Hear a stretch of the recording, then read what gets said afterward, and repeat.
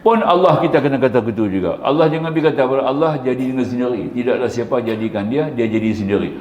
Lebih kurang sama lagu Karl Marx juga lah. Nampak tak? Tak penuh Karl Marx pun setengah Karl Marx. Faham tu? Marxis, faham Marxis. Dia kata tadi salah. Jadi makanya yang disebut tadi adalah suatu perkara yang mustahil. Allah sedia ada. Dia adalah qadim lagi azaliyun. Itu bahasa dia ya.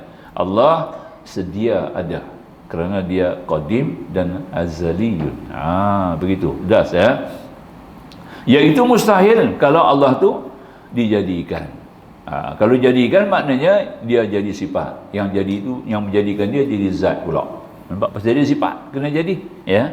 Iaitu mustahil kerana jika berkehendak kepada yang menjadikan dia, nescaya jadilah ia baharu. Kalau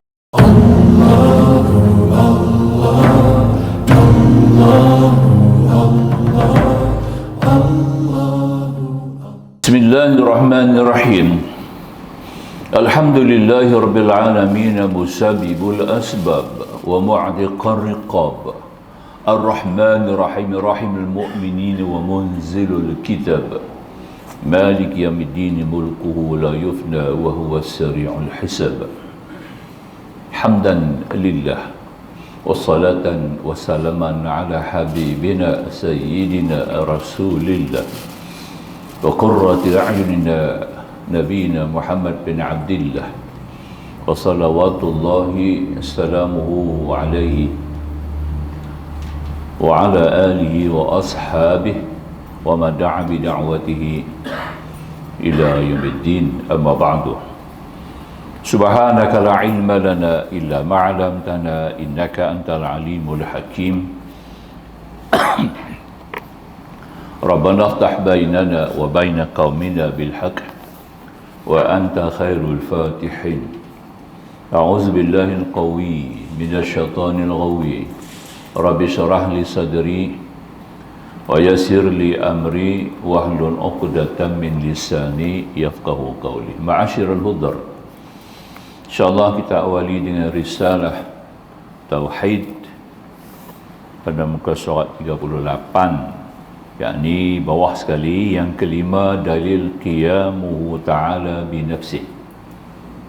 Masih lagi dalam menunjukkan kepada dalil sesudah kita ditunjuki dengan sifat Allah, yakni ditegakkan dengan dalil.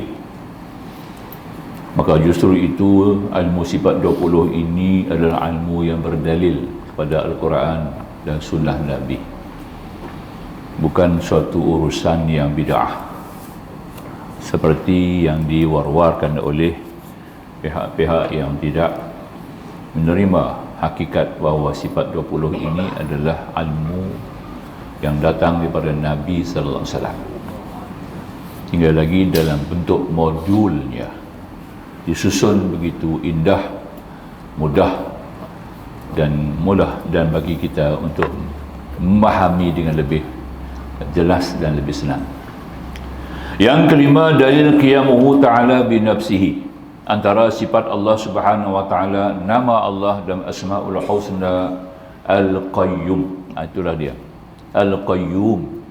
Bila kita sebut Al-Qayyum, itulah dia, yakni qiyamuhu ta'ala binafsihi, iaitu dua jalan, dibawa dengan dua jalan.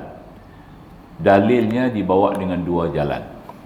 Yang pertama, dalil yang menafikan Tuhan berkehendak kepada zat tempat berdiri, iaitu jikalau Tuhan tidak berdiri dengan sendirinya, berkehendak kepada zat, ini adalah batal. Ya, bila disebut bahawa Allah, pertama sekali kita kena nafikan bahawa Allah berdiri dengan sendiri, tidak berdiri dengan zat. Maksudnya berdiri dengan zat ni ada tempat, ada jirim kaki contohnya, ya. Kemudian ada pembantu dalam melakukan kerja-kerjanya, ada yang menyokong, kemudian ada yang berikan khidmat tambahan kepada Allah. Itu artinya tempat berdiri. Maksud tempat berdiri, ya. Rasul sempat berdiri. Sama juga dalam zat Allah dengan sifat-sifat Allah seperti sifat melihat. Contohnya, melihat, kalau manusia melihat dengan mata, ada makhluk Allah yang tidak melihat dengan mata. Ya, makhluk malaikat melihat kita tidak dengan mata. Ya, itu kita kena faham tu. Makhluk malaikat mendengar tidak dengan telinga. Ya, kerana mereka bukan jirim, mereka jismul latif, satu unsur yang dijadikan Allah daripada cahaya. Bila ada cahaya, dia tidak ada jirim. Ya, itu artinya dia hanya satu jisim yang wujud sebagai makhluk yang ada tempat. Itu bezanya. Malaikat ini ada tempat ya, di mana para malaikat itu berkumpul dengan mengikut tugas-tugas mereka sendiri. Jadi bezanya begitu. Jadi kalau Allah kita letakkan sifat melihat, Allah bersifat dengan basar, melihat. Tapi kita melihat dengan biji mata, ada cahaya, ya, ada kornea, ada bola mata, ada saraf optik untuk menjadikan mata itu boleh melihat. Banyak yang kita bertempat bersandar. Biji mata kita melihat kita dengan berbagai-bagai protokol yang disediakan, dijadikan oleh Allah Subhanahu Wa Taala. Itu artinya bertempat. Jadi kalau Allah melihat, kalau dikatakan juga seperti kita, seperti biji mata, seperti yang dipahami oleh puak mujassimah, satu firqah dalam masyarakat Islam yang dikenali sebagai mujassimah. Mujassimah ni dia mentajassimkan Allah Subhanahu Wa Taala. Ya, mentajassimkan Allah. Maknanya menjadikan Allah seperti manusia, seperti makhluk yang berjisim. Ya, katanya Allah melihat dengan mata. Tapi mata Allah tidak sama dengan mata kita. Salah juga tu. Walaupun dia kata mata Allah tidak sama dengan mata kita, maknanya Allah melihat perlu kepada mata, perlu kepada bola mata. Jadi lemah. Lemah itu artinya bertempat, ya. Itu artinya maknanya Allah tidak berdiri dengan sendiri. Dia berdiri dengan zat yang lain daripadanya. Jadi kalau dia berdiri dengan zat, maka dia tentulah sifat. Bila dia berdiri dengan zat, dia adalah sifat. Ya, sifat. Arti seperti kita ni adalah sifat. Ya, suatu yang disifatkan oleh Allah dalam bentuk makhluk. Maka itu dia kata musannif, jikalau Tuhan tidak berdiri dengan sendiri, yang dia berkehendak kepada zat, nescaya berkehendak ya kepada tempat berdiri, yang demikian jadilah Tuhan kita itu sifat, bukan zat. Yang ini kita, sifat itu maknanya yang dijadikan, yang dibentuk. Itu artinya sifat. Seperti kita adalah makhluk ini adalah sifat. Iaitu mustahil. Kerana jika Tuhan itu sifat, seperti kita, saya tidak ada bersifat dengan sifat ma'ani dan ma'nawiyah. Sedangkan sebelum ini telah kita pahami bahawa Allah bersifat dengan sifat ma'ani dan ma'nawiyah. Apa sifat ma'ani Allah? Qudrat, iradat, ilmu, hayat, sama', basar, kalam. Itu sifat Allah. Bukan Allah itu bersifat. Ya, seperti kita. Itu sifat yang berdiri kepada Allah. Itu bezanya sifat Allah dengan sifat kita. Ya, kita ni disifatkan, dijadikan, dibentuk, dicipta, dijadikan. Itu artinya kita sifat. Ya, jadi maknanya Allah Subhanahu Wa Taala kalau sekiranya ada tempat seperti kita, yang kita kaitlah contohnya, ya, perlu ada tangan, perlu ada kaki. Kalau nak berjalan perlu kena kaki. Ya, untuk memegang, membuat itu dan ini perlu dengan tangan. Itu artinya bertempat.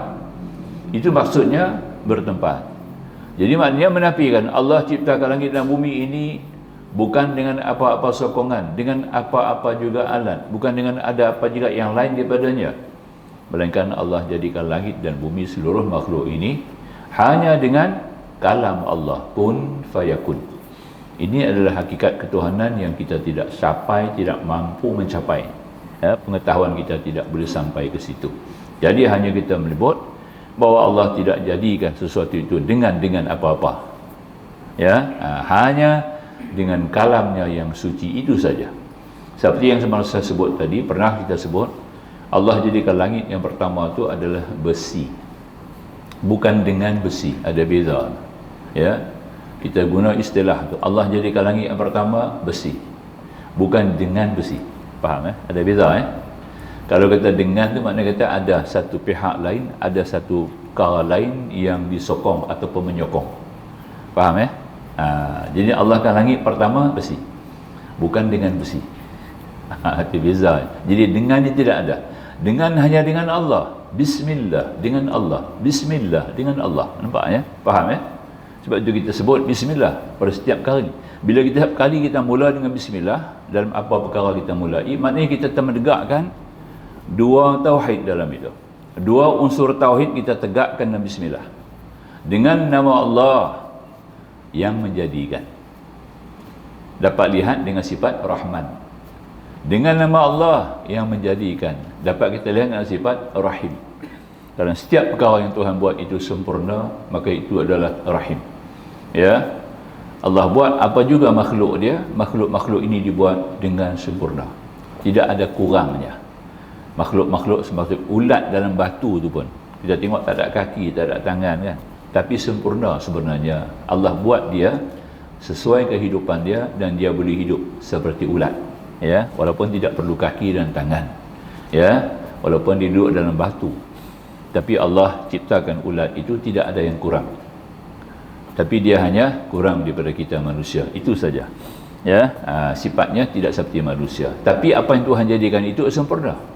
Maka itu artinya bahawa Allah tidak jadikan melainkan dengan dia sendiri, dengan namanya sendiri, iaitu nama Allah yang Allah jadikan, dengan nama Allah yang menjadikan, artinya Allah juga yang mencipta, yang menjadikan. Sebab itu fungsi ba pada ulama tauhid, bi kana ma kana, bi yakun ma yakun. Ba tu nama dia. Ta'rif ba mentarifkan ba tu, bi kana ma kana ma, bi yakun ma yakun. Jadi dengan Allah ada tiap-tiap sesuatu, dengan Allah bakal ada sesuatu, dengan Allah boleh ada sesuatu, dengan Allah juga yang ditentukan oleh sesuatu. Faham Itu artinya ba, fungsi ba. Bi yang kita dengan, faham Jadi maknanya tidak dengan bergantung ataupun bersandar ataupun perlu kepada sokongan. Itu kita artinya tempat. Jadi kalau Allah Subhanahu Wa Taala bertempat, maka tentulah dia adalah sifat. Tangan kita adalah sifat, kaki kita adalah sifat, mata kita adalah sifat, telinga kita adalah sifat, mulut kita adalah sifat, jasadiah kita adalah sifat. Mata kalau tidak berdiri, tidak jadi sifat, maka kita tidak dapat melihat. Telinga kalau tidak jadi sifat, kita tidak dapat mendengar. Tangan kalau tidak jadi sifat, kita tidak dapat memegang. Kalau kaki tidak jadi sifat, kita tak mampu berjalan. Sebab itu Allah jadikan kita sifat. Allah bukan macam itu. Allah yang menjadikan segala sifat, segala makhluk Allah yang jadikan, kerana Allah adalah zat yang bersifat dengan sifat ma'ani, yakni kudrat, kuasa. Faham Boleh itu beza dia. Jadi maka kata musannif, kerana jika Tuhan itu sifat, nescaya tidak ada bersifat dengan sifat ma'ani dan ma'nawiyah. Kerana sifat ada bersifat itu mustahil. Sifat ada sifat itu mustahil. Sifat mesti ada zat. Sifat mesti berdiri kepada zat. Sifat tidak berdiri kepada sifat.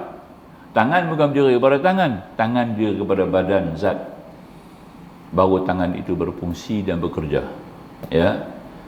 Kaki berdiri kepada zat, kepada badan. Kalau kaki itu sifat tidak berdiri kepada zat, maka kaki itu tidak berjalan. Sebab itu kalau dikatakan Allah juga bertempat, sifat berdiri kepada zat, Tuhan itu lemah seperti kita. Contoh macam tadilah, kaki berdiri kepada badan, kaki itu sifat, badan itu zat. Bila sifat kaki itu berdiri kepada badan, baru boleh berjalan. Tangan berdiri kepada zat, yang kepada badan, baru tangan itu boleh bekerja, memegang dan bagai-bagai. Mata itu berdiri kepada zat, baru mata itu boleh melihat. Kalau kita keluarkan biji mata tu, dia luar daripada zat, mata tidak boleh melihat kerana dia lemah. Dia bergantung kepada zat. Allah bukan begitu. Nampak jadi Allah bukan sifat seperti yang kita maklumkan. Allah bersifat. Allah bukan sifat, Allah bersifat. Beza Ada beza tu. Sebab tu bahasa kita perlu dalam istilah hukum maupun istilah tauhid atau istilah akli, mestilah bahasa yang tepat. Salah guna jadi makna lain. Bahasa penting. Sebab itu dalam pengajian ilmu tauhid ni, ilmu agama ni, mana kalau sekarang dah orang tak ngaji sekarang dah. Sekarang dah tidak ada. Di pondok-pondok pun tak ngaji dah. Ya, seperti itu, kecuali ada tempat-tempat khusus di Asia Tengah ada, ya, iaitu ilmu mantik, ya. Bahasa itu paling penting sekali. Meletakkan bahasa, ya, harus, contohnya kita guna bahasa haram, ya. Haram tu sendiri punya banyak maksud dan tingkatan, ya kan? Ya. Haram pada akal, haram pada syarak, haram pada adat, ada beza tu. Nampak, ya? Itu mantik tu kita nak mengaji macam sini lah. Bila kita mengaji hukum akal, wajib, mustahil, harus. Hukum akal tu wajib, dia ada lagi pecah. Hukum wajib tu bukan hanya wajib apa yang kita kena terima sebagai suatu pegangan akal yang mesti dihukum kepada akal. Wajib zati. Siapa? Allah. Ya. Wajib aradi, itu pada makhluk. Ya, contohnya hujan. Kalau kita dengar bunyi guruh tu, orang ni kata apa? Semua akal nanti kata apa? Yang munasabah, yang siuman harus akan hujan. Ya. Pada tingkatan harus kita panggil jaiz. Jaiz apa kita panggil? Ya, jaiz nazari, harus nazari, harus. Wajib, mustahil, harus. Harus nazari, dia perlu kena fikir pula, ya. Betulkah nak jadi hujan tu? Ya. Bila turun hujan, dia pada harus tukar jadi wajib. Wajib aradi. Akal sudah menerima bahawa jelas hujan sudah turun. Nampak? Dalam hukum fiqh juga ada haram. Ada haram zati, ada haram aradi. Contohnya haram zati seumpama zina, haram zati. Ya. Arak, judi memang haram zati. Ya. Itu haram aradi ini contohnya kita makan. Makan tu harus kulu washrabu wala tusrifu, wala tusrifu. Makan dan minum jangan lebih. Makan ni harus ni. Makan minum dia harus. Bila ada lebih, tukar harus jadi apa? Jadi haram. Haram apa? Bukan haram zati, haram aradi. Itu fiqh. Nampak? Ya. Dia bukan haram zati. Haram zati itu babi. Ya, kok mana pun babi itu haram. Tak boleh jadi halal. Nampak, ya? Ya. Itu kita kena jaga je tu. Bila kata haram tu, memang dia tak boleh ubah. Tapi Turki masa zaman Mustafa Kemal Atatürk, babi itu ada halal, ada haram. Babi halal yang diproses, buang dia punya ulat-ulat, dimatikan. Jadi daging tu tidak ada lagi ulat. Cacing pita yang halus tu tak ada dalam ulat, dalam daging. Jadi daging tu ditinkan daging babi halal. Mustafa Kemal Atatürk, dia baca haramnya babi itu kerana ada cacing pita. Sedangkan Allah haramkan babi itu banyak aspek sebab. Bukan hanya semata-mata kerana cacing, bukan. Ya. Kita pun ada cacing sama kita. Ya. Kalau babi itu ada cacing haram, kita pun ada lah. Ya. Tu orang Resedung tu ada cerita apa? Resedung ni ada ulat ni. Ya. Ya. Orang putih panggil parasit, kita panggil parasit. Boleh tak salah orang lah. Parasit. Ya, banyak kita ada parasit. Ya, ulat-ulat. Sebab tu bila orang mati, dia akan keluar ulat tu. Ulat tu akan keluar besar-besar. Sampai besar jari. Ya. Ulat kita lah tu. Bukan ulat mari daripada kubur. Itu dia. Ulat tu sendiri makan kita balik. Nampak? Itu artinya, ya. Ini adanya parasit. Dipanggil tadi parasit lah. Sebut itu yang pasal betul lah, kan. Jadi pakatnya apa yang kita boleh faham tadi, haramnya babi itu bukan kerana cacing pita, banyak sudut, banyak sebab, ya. Banyak sebab. Yang paling besar sekali, dia boleh mengubah, ya, struktur jiwa manusia. Bukan kata jasad saja, bukan kata fizikal, tapi struktur jiwa manusia.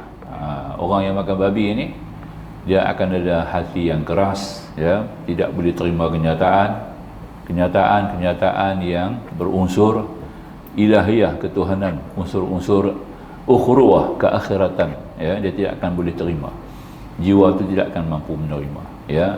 Kemudian hilang sifat-sifat mahmudah dalam diri.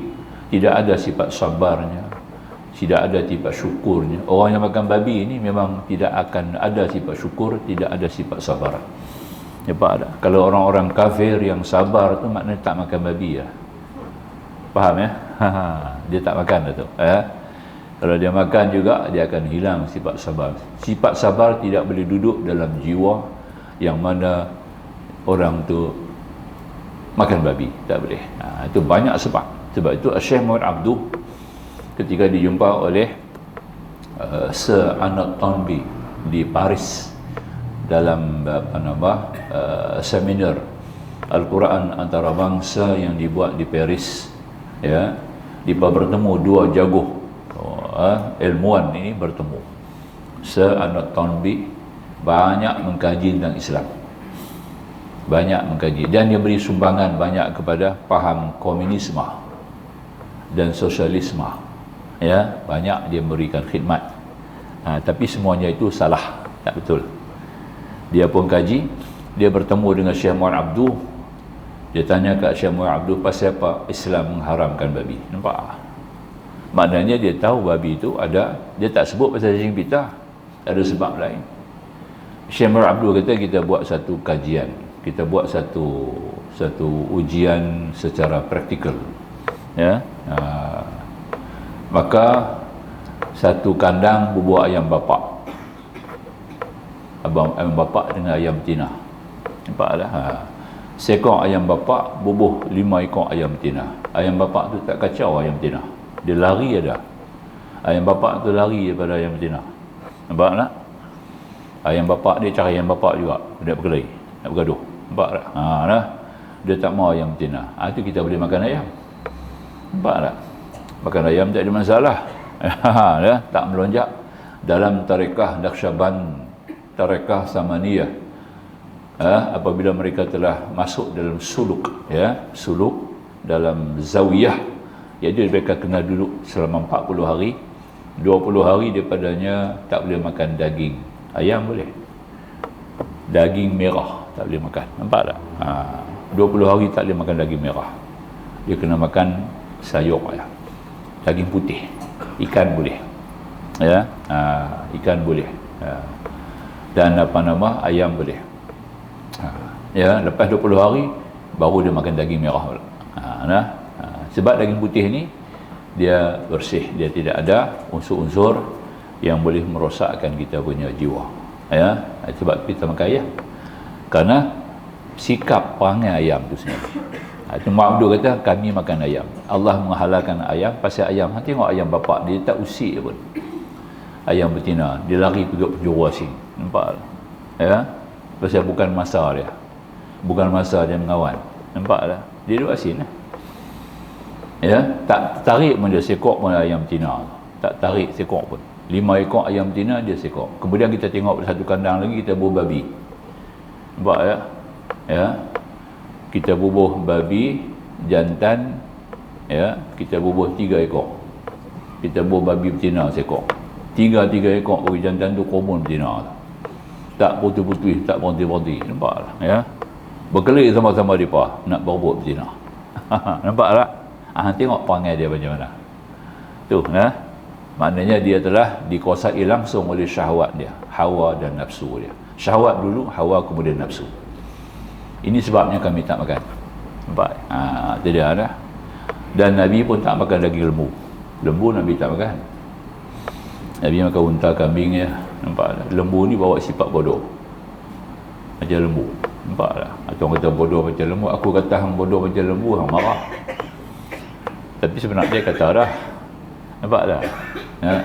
Hang ni kalau aku kata hang lembu, bodoh lagu lembu, hang marah.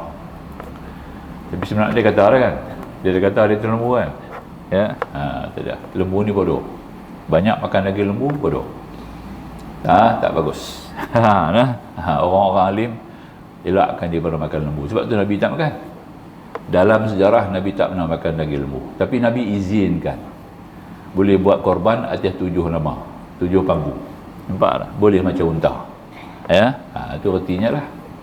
Dan ya, boleh faham saja kita kaitkan sikitlah satu maklumat penting tu. Ya, baik, kita masuk sekarang. Jadi makanya tadi ini, kerana sifat bersifat itu mustahil, padahal zat Tuhan wajib bagi bersifat dengan sifat ma'ani ma'nawiyah. Demi yang demikian bukanlah ia sifat, maka tetaplah ia zat. Nampak? Allah tetap zat, zati mutlak. Allah tu zati mutlak. Kita ni zat apa? Zati muqayyad. Ada kait, ada sebab, ada asal, ada mula dan ada akhir. Nampak tak? Ya. Ada kerana, ada sabit mensabit, ada illah muallah, ada semuanya kita. Itu makhluk yang dikatakan tadi ni zati muqayyad. Allah zati mutlak. Nampak? Allah wajibal wujud, kita mumkinul wujud. Tak sama. Ini kita nak faham, ya. Jadi maka kesempatan itu kita harus faham dan simpan sebagai akidah kita, hukum kepada akal kita. Maaf ya, kita menunggu sikit. Baik. Maka itu kata musannif yang kedua. Itu yang pertama. Yang kedua, menafikan Tuhan daripada berkehendak kepada yang menjadikan dia, iaitu jikalau tiada ia berdiri dengan sendiri, saya berkehendak ia kepada yang menjadikan akan dia. Allah tidak ada yang menjadikan dia, bukan pula jadi dengan sendiri pun tak boleh pakai bahasa tu. Mana boleh jadi dengan sendiri? Akal mana boleh terima? Ya, Allah sedia ada, itu bahasa dia. Faham? Jangan kata jadi dengan sendiri. Nah. Tak itu. Kalau jadi dengan sendiri sama juga macam free thinker. Ya. Dahriyun free thinker. Dia kata langit bumi jadi sendiri. Ya, jadi sendiri. Itu masuk akal ke? Boleh jadi sendiri ya? Ya. Macam mana rumah ni boleh ada sendiri? Oh, jadi sendiri. Boleh ke? Apa juga yang berunsur alami jadi sendiri. Ini faham free thinker. Ya. Yang dimasuk ke dalam faham Karl Marx. Karl Marx yang bawa faham ni. Ya. Memberi sumbangan kepada komunis. Faham komunisme, ya. Terima ajaran Karl Marx, ya. Dia kata apa? Langit bumi jadi sendiri. Mao Zedong tak terima. Mao Zedong pun komunis juga, tapi Mao Zedong tak terima yang tu. Nampak tak? Dia kata Tuhan lah kita. Nampak tak? Tuhan dah buat kita habis. Tuhan tak nak kena-mengena lagi dah. Dia kata, nampak? Dan kita sendiri jadi Tuhan. Dia kata pula Mao Zedong. Ana rabbukumul a'la. Dia pakai dasar itu dalam Quran. Nampak? Ya. Ini faham Mao Zedong, walaupun dua-duanya komunis, ya, tapi tak sama. Dia punya ideologi tak sama. Ya, Karl Marx kata yang dipakai oleh Lenin sekarang, Rusia. Ya, langit bumi ini jadi sendiri. Mana boleh? Ya, akan tak terima. Jadi makanya pun Allah kita kena kata gitu juga. Allah jangan berkata Allah jadi dengan sendiri. Tidaklah siapa jadikan dia, dia jadi sendiri. Lebih kurang sama lagu Karl Marx juga lah. Nampak tak? Tak penuh Karl Marx pun setengah Karl Marx. Faham tu? Marxis, faham Marxis. Dia kata tadi salah. Jadi makanya yang disebut tadi adalah suatu perkara yang mustahil. Allah sedia ada. Dia adalah qadim lagi azaliyun. Itu bahasa dia, ya. Allah sedia ada kerana dia qadim dan azaliyun. Begitu. Das, ya. Iaitu mustahil kalau Allah tu dijadikan. Kalau jadikan maknanya dia jadi sifat. Yang jadi itu, yang menjadikan dia jadi zat pula. Nampak? Pasal dia sifat, kena jadi. Ya. Iaitu mustahil kerana jika berkehendak kepada yang menjadikan dia, nescaya jadilah ia baharu. Kalau Allah kena jadi, macam kita lah kena jadi. Tuhan tu baharu lah. Bukan qadim lagi. Tetapi keadaan Tuhan itu baharu, mustahil kerana Tuhan telah sabit wajib qidam. Sebelum ni kita faham, ya. Sebelum qiyamuhu bi nafsihi, Allah dahulukan dengan sifat qidam. Qidam artinya sedia. Sedia artinya tidak ada awalan. Wa ma nahnu bimasbuqin, kata Allah. Kami tidak masbuk, bukan datang daripada belakang, ya. Kami sedia ada. Kami bukan masbuk. Itu kata Allah Subhanahu wa taala. Yang demikian sabitlah Tuhan itu berdiri dengan sendiri dengan makna kaya mutlak. Kaya mutlak ni artinya bersih daripada segala macam sandaran ataupun sokongan ataupun awalan ataupun ada sabitan dengan yang menjadikan dia, itu panggil kaya mutlak. Ya, terkaya daripada tempat berdiri. Maknanya tidak ada perlu kepada tempat berdiri kerana dia yang berdiri sendiri, bersifat dengan al-qayyum, al-hayyul qayyum. Bila kata qayyum kita pasang al-hayy. Al-hayyul qayyum sudah saya sebut dah banyak kali dalam kuliah kita. Marilah kita berzikir dengan nama Allah. Ya Hayyu, Ya Qayyum, La ilaha illa anta.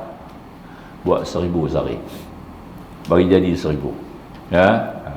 Boleh belakang. Tak perlu ada wuduk, tak perlu duduk menghadap kiblat. Nampak tak?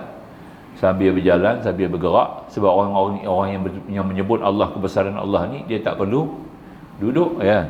Alladzina yadhkuruna Allah qiyaman wa qu'udan wa 'ala junubihim wa 'ala junubihim wa yatafakkaruna fi khalqis samawati wal ardh. Orang berzikir ni dia berlaku dalam keadaan berdiri, dalam keadaan duduk, dalam keadaan baring. Tuhan kita sendiri.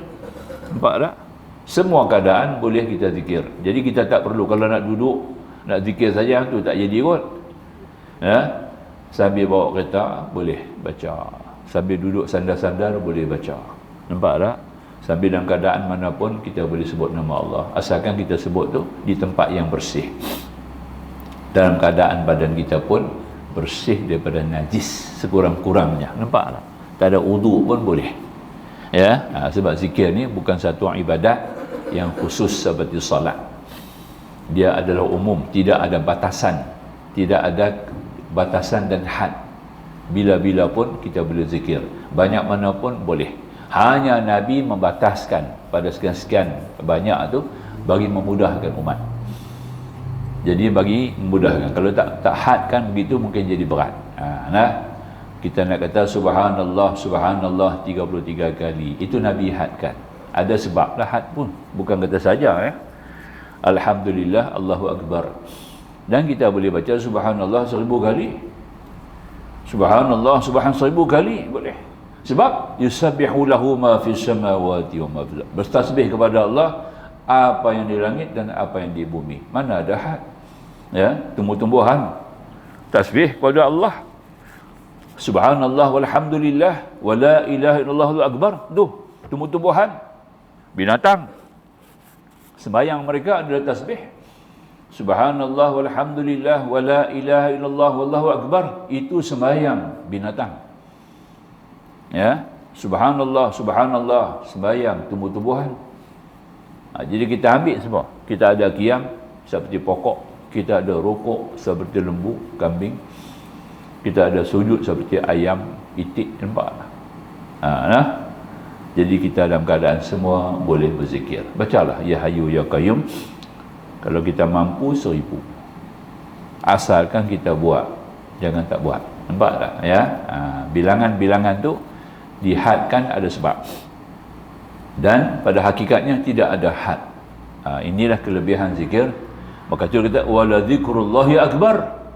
Ya, khatib bagi tahu dalam khutbah Al-Quran, wala zikrullahi akbar, sedang mengingatkan Allah itulah yang terbesar, besar daripada semua perkara. Ya, kalau sembahyang tu besar, tapi kalau tak ingat Allah tak besar lah sembahyang tu. Kerana disebut wala zikrullahi akbar, aqimis salata li zikri. Tegakkan salat buat ingat aku. Kalau tak ingat Allah tu bukan sembahyang. Nampak ya? Nampak tak? Ya. Tegak berdiri pun tak ingat Tuhan, duk ingat dunia lagi. Rukuk pun tak ingat Tuhan, duk ingat dunia lagi. Sujud pun tak ingat Tuhan, ingat dunia lagi. Ini bukan sembahyang. Itu bukan sembahyang, itu lakonan sembahyang. Tak jadi benda. Nampak tak? Dia kena ada ingat. Wala zikr aqimis salata li zikri. Tegakkan salat buat ingat aku. Jadi sembahyang tu kena ada ingat kepada Allah. Sentiasa tumpu ingatan kepada Allah. Ingatan apa? Ingatan yang datang daripada akal budi, bukan akal ni. Akal ni dah, akal budi. Ni di dalam ni. Itu kena segarkan. Mata hati kita, mata batin kita perlu kita segarkan. Ya, maaf cuba ringuh ni. Baru jadi masuk dalam video. Ya. Awak ustaz urut hidung kat ni. Itulah cerita dia kan. Boleh faham ya? Baik, kita akhiri lagi dah. Maka itu dia kata tadi kaya mutlak. Adapun kaya jirim itu juga kaya muqayyad, tapi terkaya daripada satu pihak jua, iaitu terkaya daripada tempat berdiri, tetapi tidak terkaya daripada satu pihak yang lain. Jirim dia memang dia bersih pada tempat, sebab yang berdiri kepada dia tu jirim, jisim tu berdiri kepada jirim, ya, bukan jirim berdiri kepada jisim, ya. Kita kata pokok tu adalah satu pokok tu adalah jirim lah, ya. Bila dia berdiri dengan akar, ada dengan akar dia tertegak di bumi, baru kita panggil dia jisim. Kalau dia tak boleh berdiri, tak dia panggil dia jisim. Sebab tu jirim tu kena ada tempat berdiri. Jadi maka dia kata musannif, kaya muqayyad, dia kata terkaya daripada satu pihak jua, iaitu terkaya daripada tempat berdiri, tetapi tidak terkaya pada satu pihak yang lain, iaitu tidak terkaya daripada yang menjadi agan dia. Maka dalil naklinya di Quran, innallaha laghaniyun 'anil 'alamin, Al-Ankabut ayat 6, artinya bahawa Allah Ta'ala itu terkaya daripada sekalian alam. Dia terkaya di sini artinya macam kita faham kaya ni kaya duit kan. Kaya ni kaya tubuh badan kita, sihat. Itu yang paling kaya. Mata kita boleh melihat dengan baik, mata kita boleh melihat merenung, setiap kita nampak sebagai i'tibar. Kalau mata tengok saya tak ada i'tibar, itu bukan mata. Tak sampai pada fungsi mata lagi. Mata yang melihat kena ada i'tibar. Bukan mata melihat tanpa i'tibar. Kalau mata melihat tanpa i'tibar, sama lagu mata ikan. Nampak tak?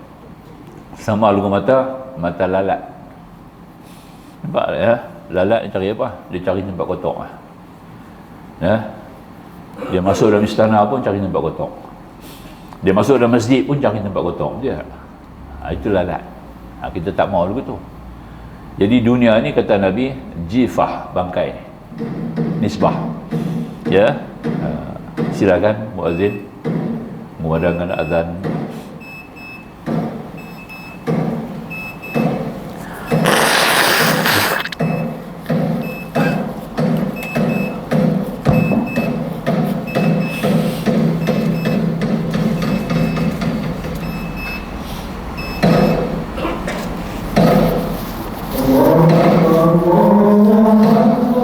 Allah.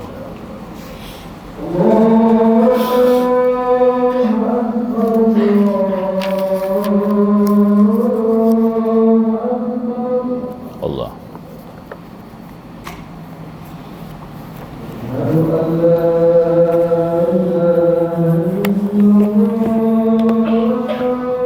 Asyhadu an la ilaha illa Allah syarika lah.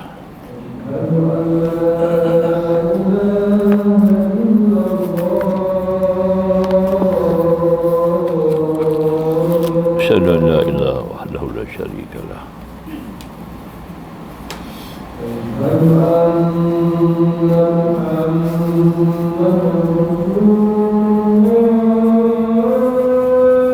Wa anna Muhammadan abduhu wa rasuluhu radhiyallahu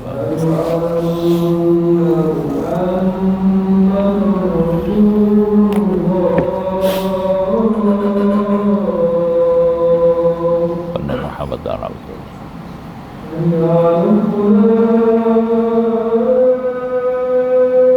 La haula wa la quwwata illa billah.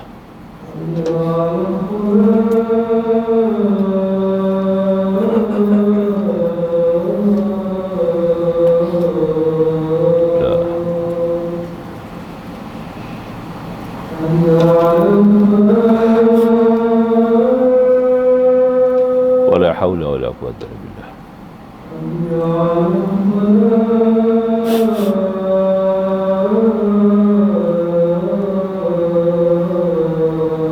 Wala haula wala.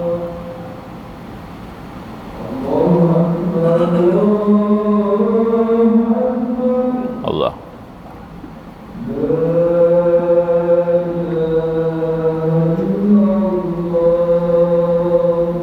La ilaha illallah Muhammadur Rasulullah Sayyidina Muhammadan wasila wa barakatuh. Alhamdulillah wassalatan wassalaman ala Rasulillah wa alihi wa sahbihi wa man nasarahu wa wala. Kita ambil tafsir pula ya. Kita tangguh akidah, kita sambung nanti insya-Allah. Kita masuk kepada tafsir, yakni lanjutan daripada ayat 2 surah Jin. Tafsiran lagi, masih tafsiran mengikut Azhar, tafsir Azhar, yakni ayat 2. Kita dah baca sebahagian besar daripadanya. Di hadis yang dirawikan oleh Muslim dari Ibnu Mas'ud ini dikatakan bahawa Rasulullah sampai menjumpai jin-jin itu. Imam hadis yang terkenal Al-Baihaqi mengatakan bahawa di antara kedua hadis itu tidak berlawan, melainkan keduanya itu sama-sama kejadian. Ada Rasulullah bertemu jin ketika balik daripada Taif. Balik daripada Taif, Rasulullah bertemu dengan sekumpulan jin. Mereka bai'ah Nabi, naik syahadah, beriman kepada Allah, beriman kepada Rasul. Nampak tak? Ketika Rasulullah sedang bersembahyang di Tihamah, maka Rasulullah membaca suratul Rahman. Maka kumpulan-kumpulan jin mendengar Rasulullah baca Quran. Nabi tak tahu kata dia duduk dengar, kerana Allah tak beritahu kat Nabi, hanya didasarkan kepada surah ni, surah jin kita baca ni. Barulah Rasulullah tahu kata ketika Rasulullah membaca Quran, jin mendengar, qul uhiya ilayya annahu istama'a nafarun minal jinni faqalu inna sami'na qur'anan ajaba. Itu yang dikatakan.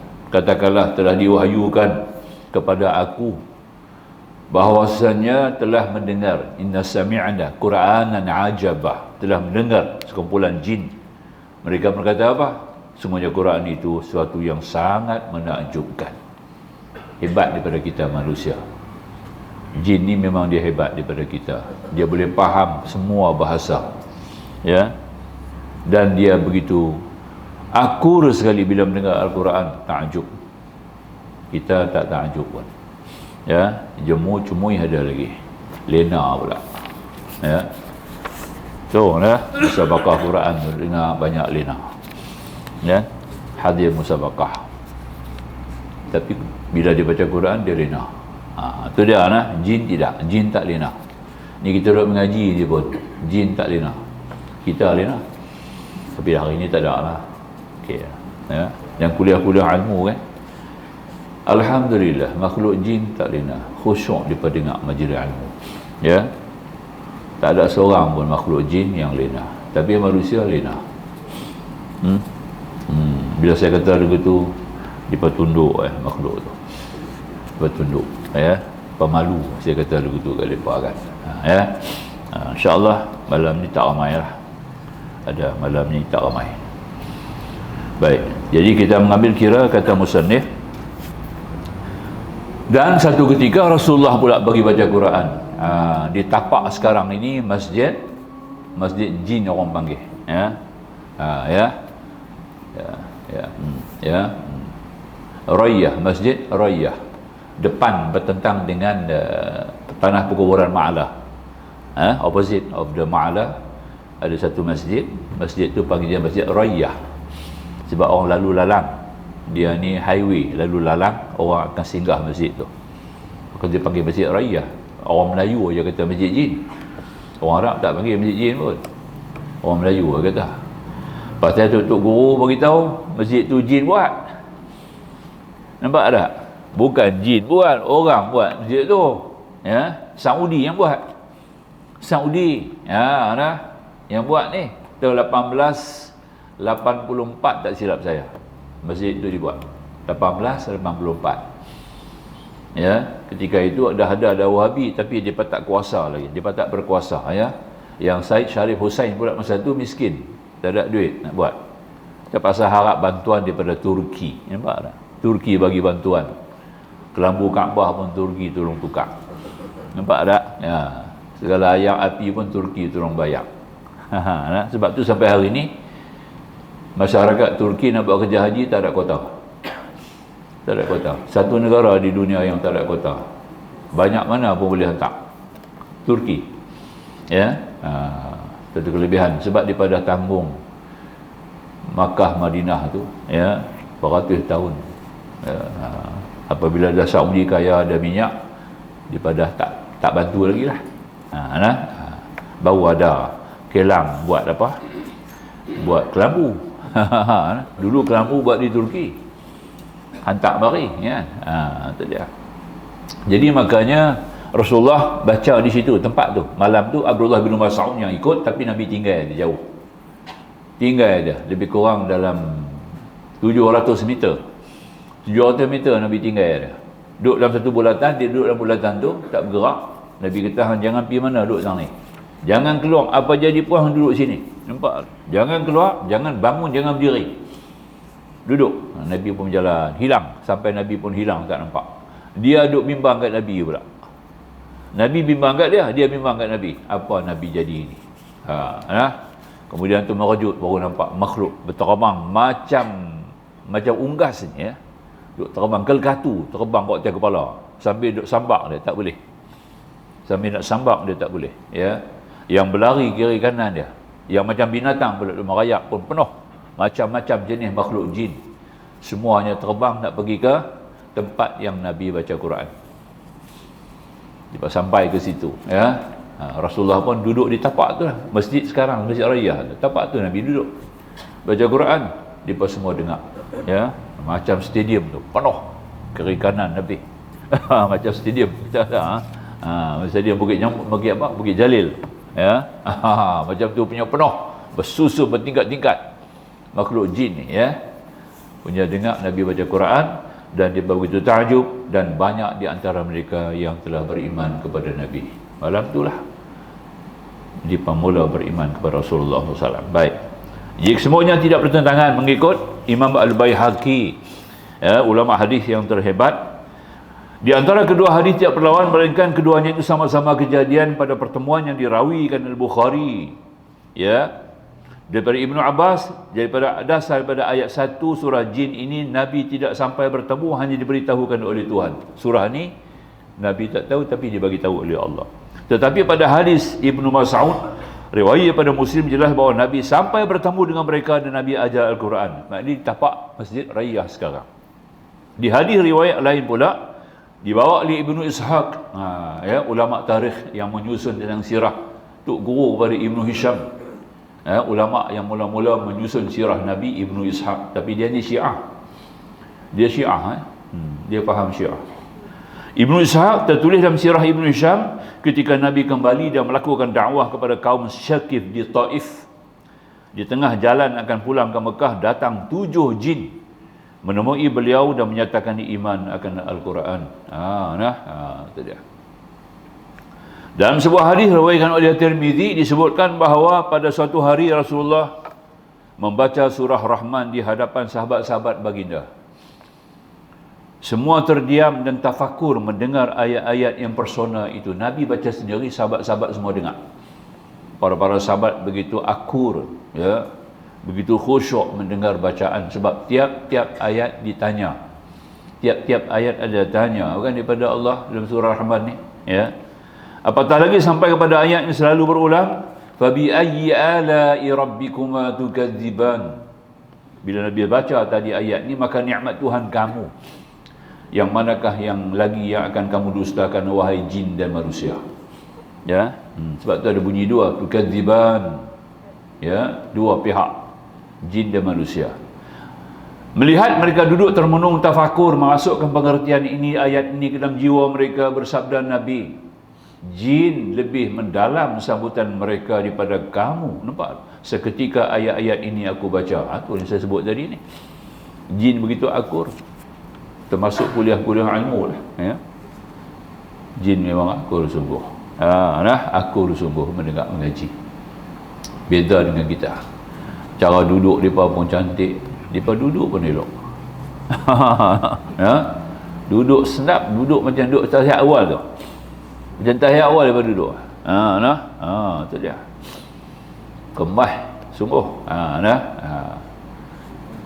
Kita melunjuk kadang tu, angkat lutut kan, nak baca mana, sakit kiri kanan nak baca mana, tak upaya lah, tak buat begitu tak boleh mengaji kan. Pasal nak duduk atas lantai, saya sendiri pun tak boleh duduk atas lantai. Ya tak?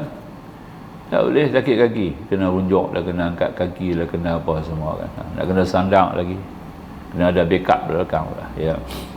Itulah nak buat macam mana? Sebab kita tak macam makhluk jin. Jin ni dia tak ada penyakit macam kita. Dia tak kena COVID.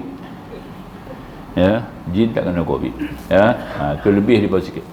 Ya. Sebab depa sendiri boleh main COVID tu. Ya. Depa boleh putar-putar COVID tu. Macam main bola kan. Macam tu. Jadinya lebih daripada tu. Kalau depa boleh hidup sampai, kalau nak terona depa baru kita 15, depa 150 tahun. Yang nak terona. Kita baby duduk tidur lagi 6 bulan lagi duduk tidur lagi. Depa baby 40 tahun. 40 years baby depa. Nampak tak? Ya. Itu dia. Dia cakap ni, dia baru dengar, dia duduk anggur. Ya. Itu ya. Itu pengajaran dia. Jadi maknanya kenyataan yang boleh kita ambil kira. Mereka duduk termenung tafakur, tapi jin ni lebih mendalam. Setiap sampai ayat fabi ayyi ala'i rabbikuma tukadziban, dia pas sambut. Jin ni sambut. Kalau tu imam baca, dia ni sambut di belakang. Dia pas sambut apa? La bi syai'in min ni'amika rabbana nukadzibu falakal hamd. Itu jawab dia. Nampak? Jin baca lagu tu. Ya. La bi syai'in min ni'amika rabbana nukadzibu falakal hamd. Tidak ada satu pun nikmat engkau yang kami dustakan. Ya Tuhan, bagi engkau lah segala puji-pujian. Jin respon. Nampak? Tidak ada satu nikmatmu satu pun yang kami dustakan, ya Allah. Maknanya kami benarkan. Itu jin. Ya. Maka tu kita tak boleh tengok mereka. Jauh beza sangat cara bentuk kehidupan kita, rasmi kehidupan kita, budaya kehidupan kita. Beza. Sebab tu kita tak boleh tengok mereka. Kalau kita tengok mereka, banyak yang kita kalah. Kita rasa kita kalah. Nampak? Kita tak sejalan, tak sepadan dengan mereka. Ya. Ya. Itu yang Islam lah. Yang tak berjenis pun kita tak boleh ikut juga. Kita tak boleh tengok juga. Yang tak berjenis pun kita tak boleh tengok juga. Oh, tak boleh tengok. Ya. Dah. Sejahat-jahat manusia, sebaik-baik jin. Itu dia. Nampak? Memang kata, sejahat-jahat manusia, level tu baru sama dengan sebaik-baik jin. Itu dia. Nampak? Macam mana hak jin jahat kita tengok? Tak boleh lah. Nampak ya? Itu berat dia tu. Maka kata tadi, riwayat At-Tirmizi memperkuat riwayat Ibnu Mas'ud dan riwayat Ibnu Ishaq bahawa pernah Nabi kita SAW berhadapan dengan jin-jin itu. Ya, betapa tidak, bukankah beliau pun diutus kepada jin di samping kepada manusia? Nescaya sudah sayugianya beliau pun bertemu dengan mereka, dan itulah kelebihan beliau. Sehingga beliau dapat bertemu dengan makhluk yang tidak dapat ditemui oleh manusia-manusia biasa. Boleh bercakap, boleh berdialog. Ya. Dia boleh bertanya dekat Nabi lagi. Apa dia nak tanya dekat Nabi? Nampak tak? Secara berdepan. Ya. Itu dia. Ya. Kita ulama kita antaranya Imam Ghazali. Imam Ghazali ya. Dia boleh dialog dengan jin. Ya, itu dia. Tengah duduk mengajar ni jin tanya soalan dia. Ya, Imam Ghazali. Kelebihan datanglah bagi kat dia lah. Ya. Seorang filosof Islam, seorang ulama, seorang hujjatul Islam tu. Hujjatul Islam, ya. Dia boleh mengatasi semua hujah-hujah. Sebab tu ada dalil lah. Tapi ini hadis ni dipertikaikan jugalah. Ketika Rasulullah sampai di Mi'raj di langit, bertemu Nabi Musa, ya. Nabi Musa sebut kepada Nabi bahawa umat-umatmu setaraf dengan nabi-nabi Bani Israel. Ya Muhammad, umat kamu, ulama-ulama kamu sama setaraf dengan nabi-nabi Bani Israel. Itu dia. Ulama. Tinggilah ulama kita. Maka tu, bolehlah kau tunjuk kepada aku, Ustaz, mana ulama-ulama kamu, di antaranya ulama kamu, ya, yang hebat lah. Maknanya ketika itu Allah, Imam Ghazali tak ada lagi masa tu. Mana ada Imam Ghazali lagi? Kan Rasulullah, sama Rasulullah, Imam Ghazali kurun yang ke-8 Hijri. Ya, 800 tahun dengan kita lah, beza sekarang. Ya. Jadi maknanya Allah zahirkan Imam Ghazali. Roh Imam Ghazali itu lahir. Lah ketika itu. Nabi Muhammad kata kat Nabi Musa, engkau soal katanya apa nak tanya kat ulama ni. Dia boleh jawab. Jadi modul yang Allah Ta'ala bawa pada itu dibentangkan depan Nabi Muhammad ketika itu adalah adalah Imam Ghazali. Nampak tak? Ya? Sebab dia menguasai semua, dia melibatkan semua bidang ilmu. Semua bidang ilmu dalam Islam dia libatkan, sebab itu menjadi suatu pegangan yang disebut oleh sama juga Sa'anat Tombi juga mengatakan kepada Muhammad Abduh, umat Islam kena baca kitab Ihya Ulumuddin. Muhammad Abduh tanya kat dia, hang suggest, hang duk baca dah banyak buku Islam ni, mana-mana buku Islam yang patut orang Islam kena baca? Muhammad Abduh tanya kat dia. Anwar Tombi kata, dia umat Islam patut baca kitab Ihya Ulumuddin Imam Ghazali. Itulah sebagai contoh kita negara, ya. Orang barat sendiri dah baca, terjemah kepada tidak kurang daripada 23 bahasa. Ihya Ulumuddin diterjemah dalam 23 bahasa, ya. Ada dalam bahasa Cina, ada dalam bahasa India, Urdu, ya. Dan ada dalam bahasa Yahudi, Jus pun ada, Aramik pun ada, Suryani pun ada, ya. Dan bahasa Itali, ya. Inggeris biasalah, ya. The Convention of Ghazali, kan, kitab orang putih, ya. Kita baca tu, baik. Dan maknanya sebagai kita nak sebutlah kelebihan ulama kita lah, satu ulama yang hebat, yang Allah bagi kat dia kedudukan yang tinggi, ya. Dia ni status wali Allah. Baik. Dan masuk kepada ayat yang ketiga. Ayat yang ketiga dalam ayat ini sebut wa annahu ta'ala jaddu rabbina mattakhadha sahibatan wala walada. Dan sungguhnya dia yang maha tinggi, kebesaran Tuhan kami, tidaklah dia mengambil isteri dan tidak pula beranak. Ini siapa kata ni? Jin kata. Allah rakamkan suatu perakuan daripada jin sendiri, daripada dengar Al-Quran dan daripada beriman kepada Allah. Dan inilah ungkapan yang keluar daripada jin sendiri. Dan sungguhnya dia yang maha tinggi, kebesaran Tuhan kami, tidaklah dia mengambil isteri dan tidak pula beranak. Nampak tak? Maknanya dia katalah menjangkaui, ya, ketamadunan akal manusia ni sudah menjangkau tinggi daripada sudah awal, lebih daripada Nasara yang telah meninggalkan Allah, yang menjadikan Allah beranak pinak. Nampak tak? Daripada lebih dulu daripada makhluk, daripada manusia. Nampak tak? Sudah menerima hakikat Allah tidak ada isteri, tidak ada anak. Itu dia. Nampak tak? Daripada awal mereka telah mentauhidkan Allah, daripada tamadun awal daripada kita jin ni, ya. Itu jalannya. Dalam suku kata pertama, dengan segala kesungguhan dia maha tinggi, kebesaran Tuhan kami. Dalam suku kata pertama, dengan segala kesungguhan, jin itu menyatakan pengakuan atas kemahatinggian ilahi, setelah itu diakuinya pula kebesarannya. Kebesaran Tuhan kami, mereka pun telah sampai ke dalam inti kepercayaan dengan lanjutan pengakuan mereka, tidaklah dia mengambil isteri dan tidak pula beranak. Itu dia. Nampak? Hebat. Itulah pengakuan tauhid sejati yang telah sampai kepada puncaknya, bahawa Allah itu berdiri sendiri, Al-Qayyum yang kita baca tadi ini, ya. Maha tinggi, tiada yang menyamainya dalam ketinggiannya.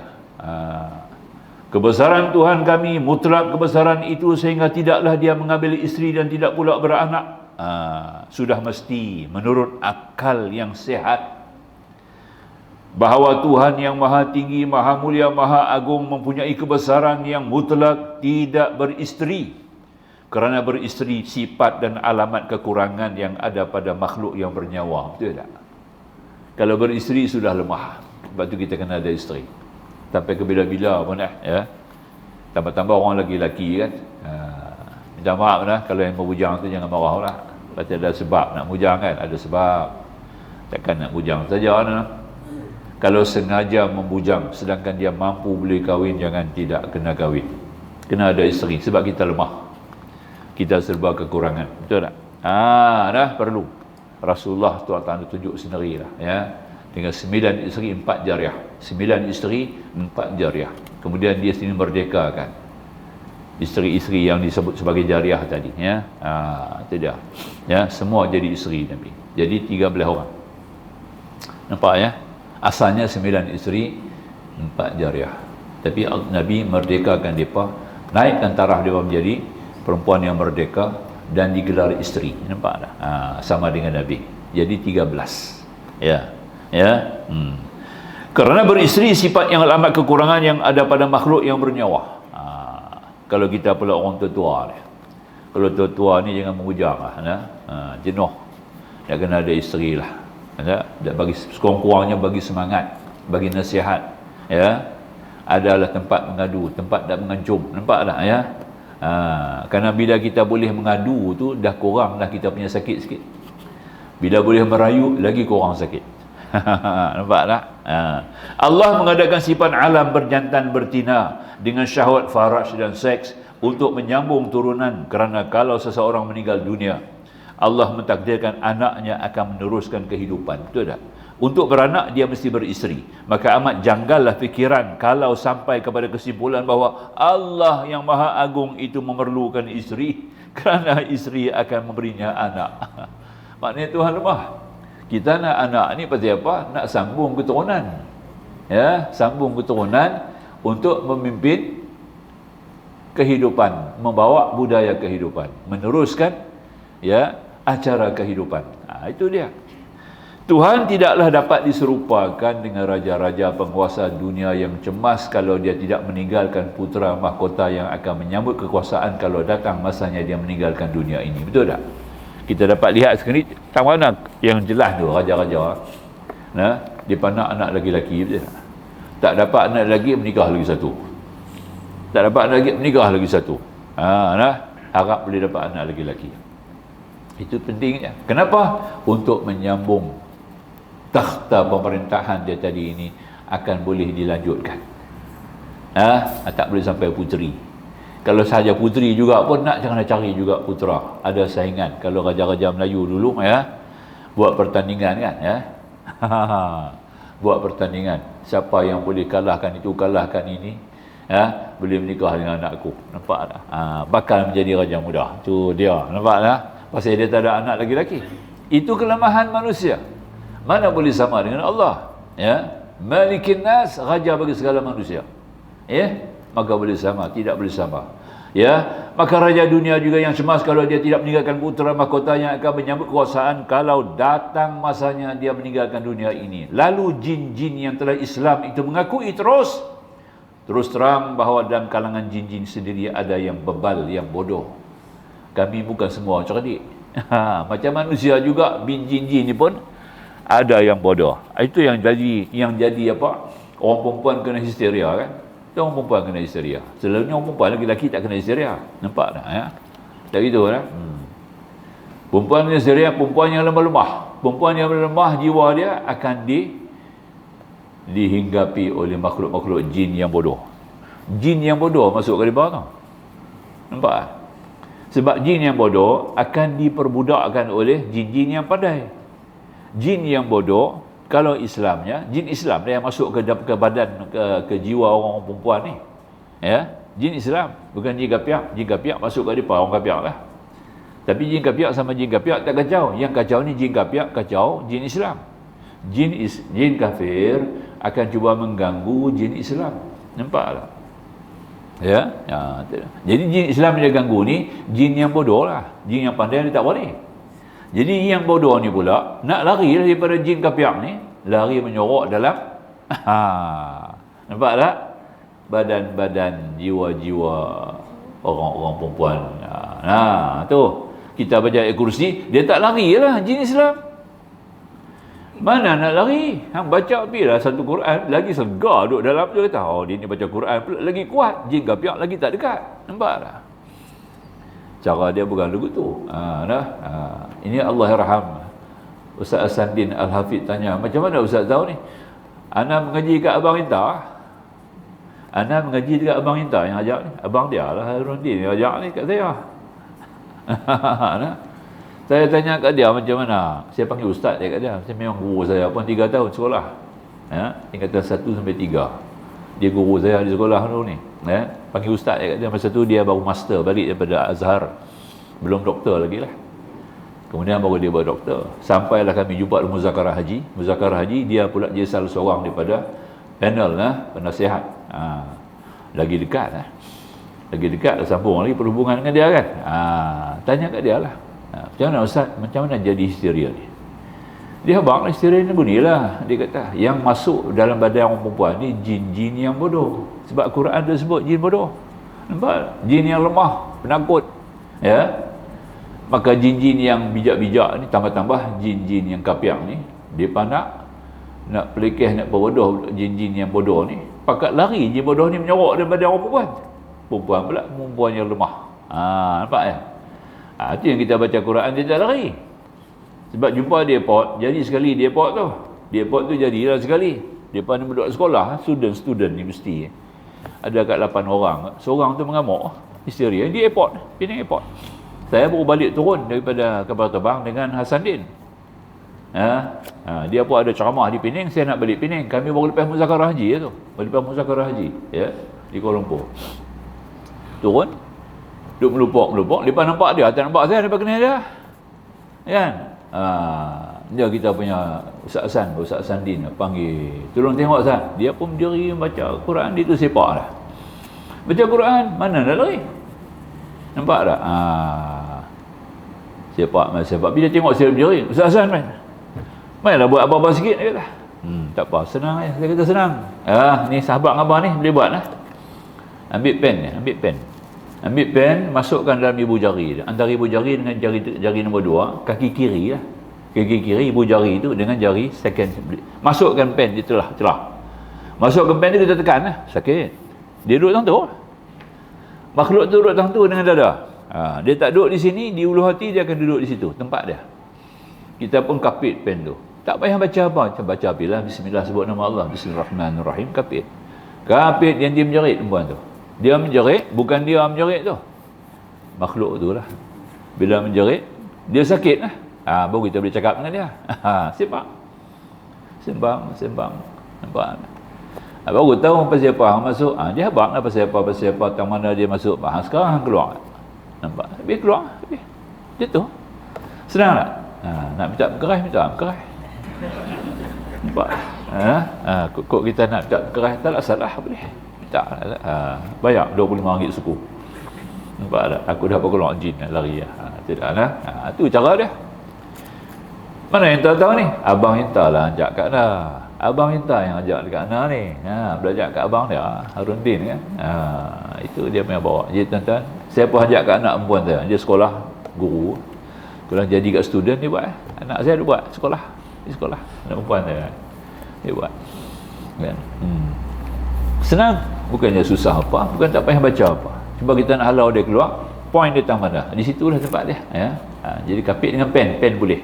Pen pun boleh, apa-apa benda lah. Kalau yang keras bubuh antara jari, ibu jari dengan jari yang kedua tu kita kapit.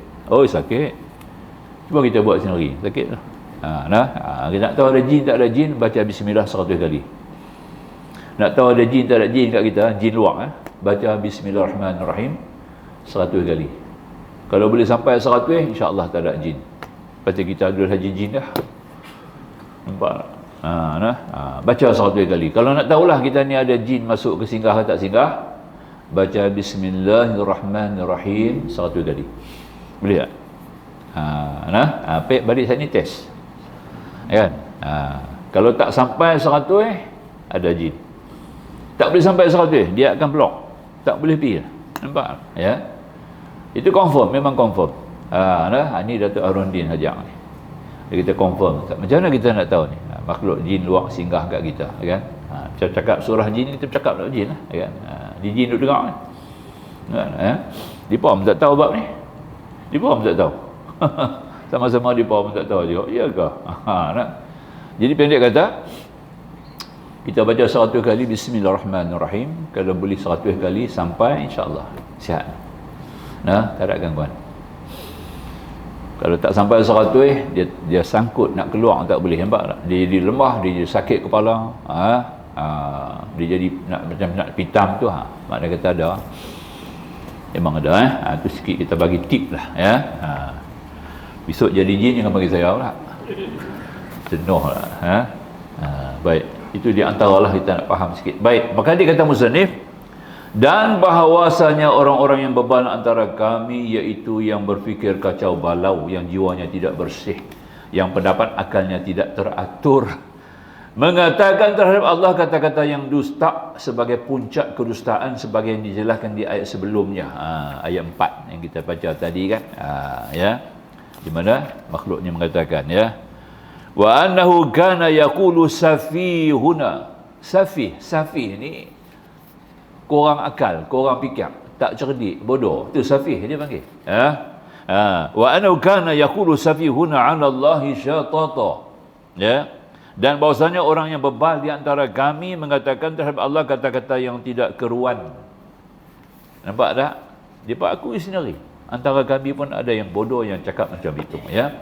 Jadi makanya dikata tadi ini, iaitu mengatakan Allah beristeri dan kemudian itu Allah beranak pula. Misalnya dalam kalangan manusia pemeluk Kristian, ada yang memandang Siti Maryam ibu Isa Al-Masih isteri Tuhan, sebab dia melahirkan putera Tuhan, iaitu Isa Al-Masih, iaitu Yesus Kristus. Dan ayat cerita jin ini, kepercayaan demikian timbul daripada jin yang safih. Safih ni jin yang tak sempurna akal. Nampak tak?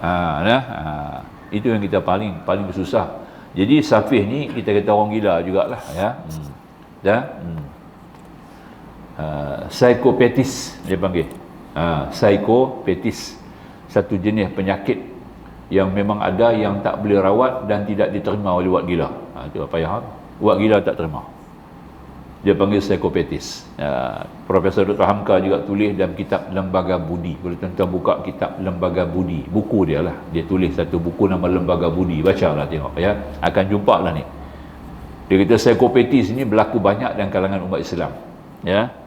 Ada lebih kurang 36 penyakit. Penyakit ni semua penyakit yang masuk dalam kumpulan safih, gila. Nampak tak? Yang buat gila tak boleh terima. Pasal dia tak gila apa dah.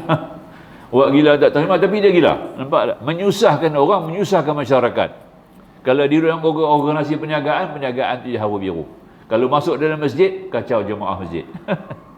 Kalau masuk dalam bidang parti politik, kacau politik. Nampak tak? Ya. Jadi orang-orang ni dia panggil psikopatis. Psycho. Ya, Al-Quran kata safih.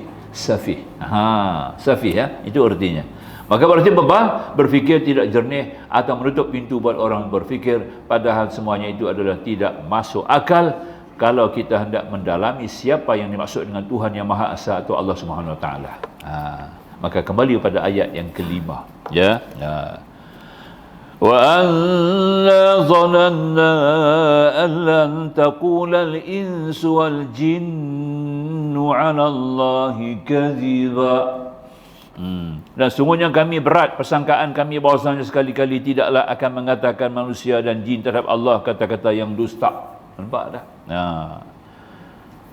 Berat persangkaan kami, dia kata tadi ini. Zan yang berat, memberi erti bahawasanya di ayat ini mereka menjelaskan diri mereka dengan kami, iaitu kami yang telah mengakui kebenaran Rasul kami, yang telah mendengar bacaan Nabi akan Al-Quran di kala sembahyang subuh itu, atau kami yang telah menemui Nabi di malam gulita sehingga Ibnu Mas'ud dan sahabat-sahabat yang lain kehilangan hampir semalam suntuk, atau kami yang bertemu 7 jin banyak di perjalanan pulang beliau daripada Taif.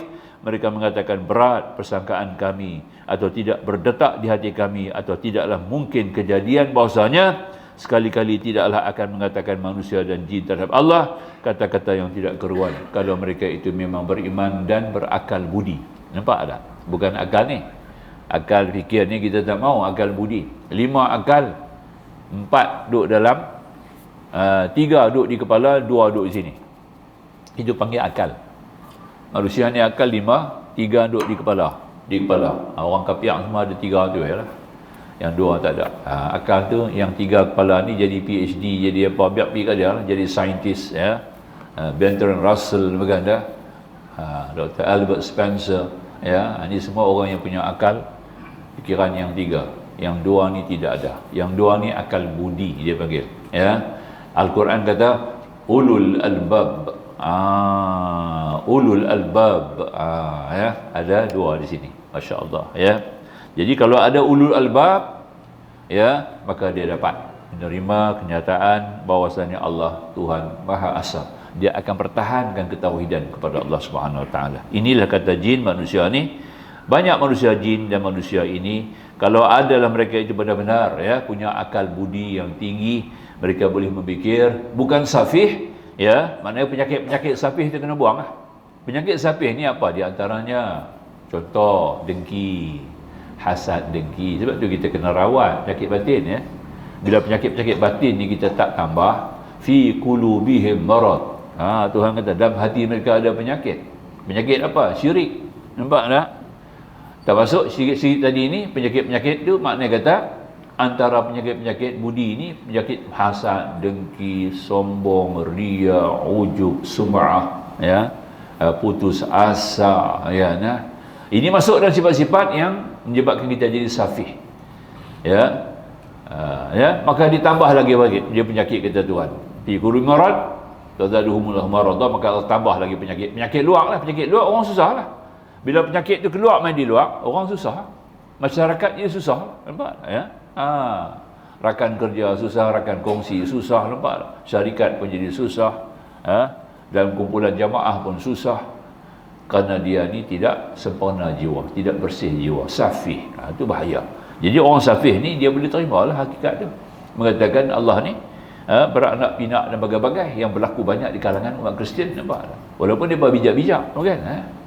Bijak-bijak tapi dia tidak ada akal budi. Maka dikatakan kata-kata yang tidak dapat dipertanggungjawabkan kerana iman yang sejati tidaklah mungkin dicampur adukkan dengan dusta. Dekat itulah insya-Allah kita akan sambung pada ayat yang ke-6. Qul qawli hadza, ya. Ayat ke-6 ya, kita sambung kemudian. Ada lagi nak cerita jin ni. Tak habis lagi ya. Nak habaq jenis-jenis jin. Jadi sekali lagi kita habaq sikit. Jenis-jenis jin. Yang boleh kita terang. Satu kitab yang ditulis oleh seorang ulama besar. Ulama ni tulis ketika dia dalam penjara. Ulama ni dia tulis pasal jin ni, jenis-jenis sifat-sifat jin ni, bukan hamka, kata ulama. Dia tulis kitab dia lah, nanti saya bawa untuk kita sebut sikit ya. Di mana dia menulis dalam ketika di penjara. Dia penjara ni kerana dia melawan pemerintah, tegakkan Islam. Nah, itu perintah je lah. Wallahu a'lam. Bismillahirrahmanirrahim. Alhamdulillah wassalatu wassalamu ala Rasulillah wa alihi wa sahbihi ajma'in. Subhanaka la ilma lana illa ma 'allamtana innaka antal alimul hakim. Rabbi shrah lana sudurana wa yassir lana umurana. Rabbana atina fid dunya hasanah wa fil akhirati hasanah wa qina adzabannar. Walhamdulillahi rabbil alamin. Wassalamualaikum warahmatullahi wabarakatuh.